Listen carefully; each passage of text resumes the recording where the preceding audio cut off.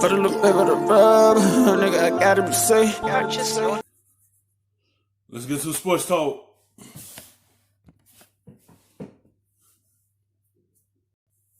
Ended up getting the win. It was a nice game for them. They are the 2 seed in the East. They're locked up into that 2 seed. But I still don't really believe in them as a team that can come out of the East. Why don't I believe in this Raptors team? Well, you dismissed the fact that they won a championship last year. Many people dismissed the fact that Kawhi Leonard joined a team that was flirting with 1, 2, 3, 4 seeded in the Eastern Conference the last handful of years before he arrived. They just weren't able to get over the hump. You underestimate Kyle Lowry. You don't appreciate Fred VanVleet. Pascal Siakam was an all-star this year for the first time. You know why he don't believe in them? They don't have Kawhi no more. That's the only reason he don't believe into the Raptors. Even though the Raptors still have the same players from that championship team last season. It's just one player is gone. Well, 2, Danny Green's gone.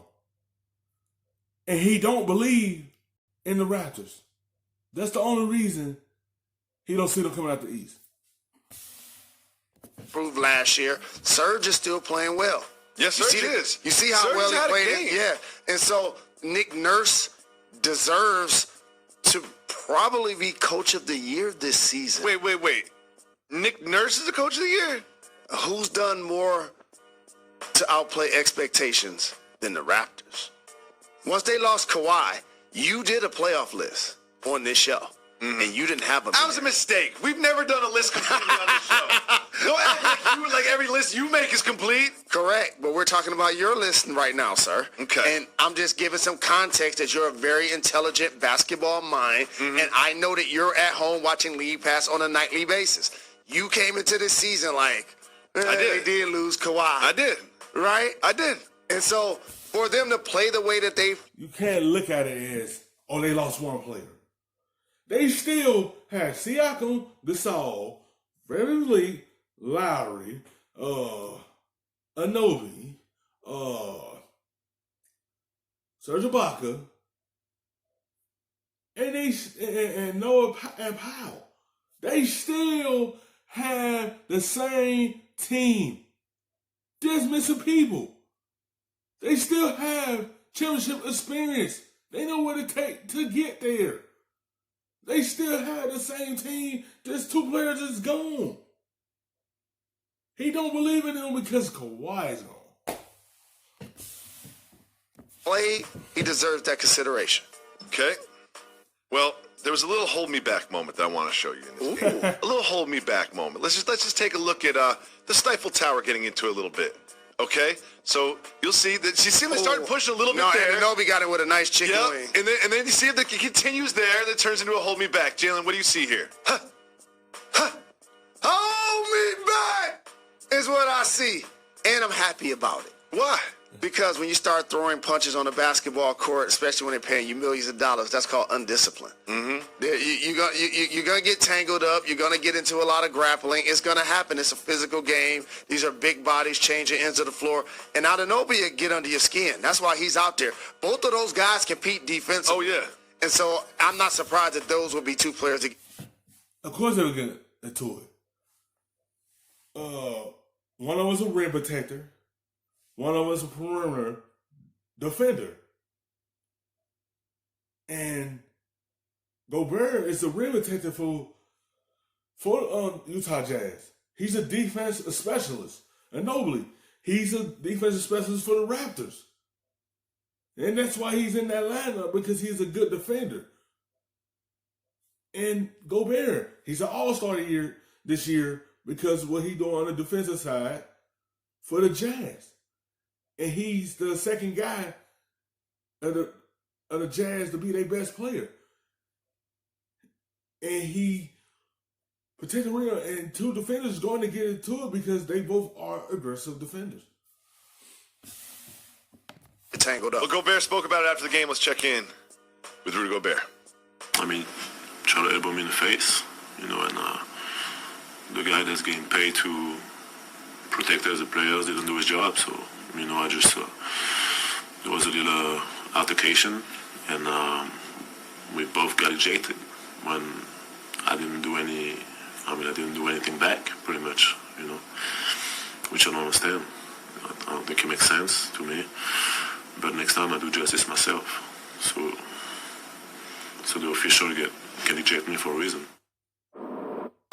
Jalen says he's going to take justice into his own hands. What do you think he's going to do next time they play? So a couple of things about that footage that can't get overlooked. One, that he was doing his interview from the podium because of the coronavirus. Reporters aren't allowed in the locker room. That really would change the dynamic of sports as we see it. I know this is another subject for another day, but I do not like that idea. But I know why we're doing it in this current climate. Second, they shouldn't have got ejected.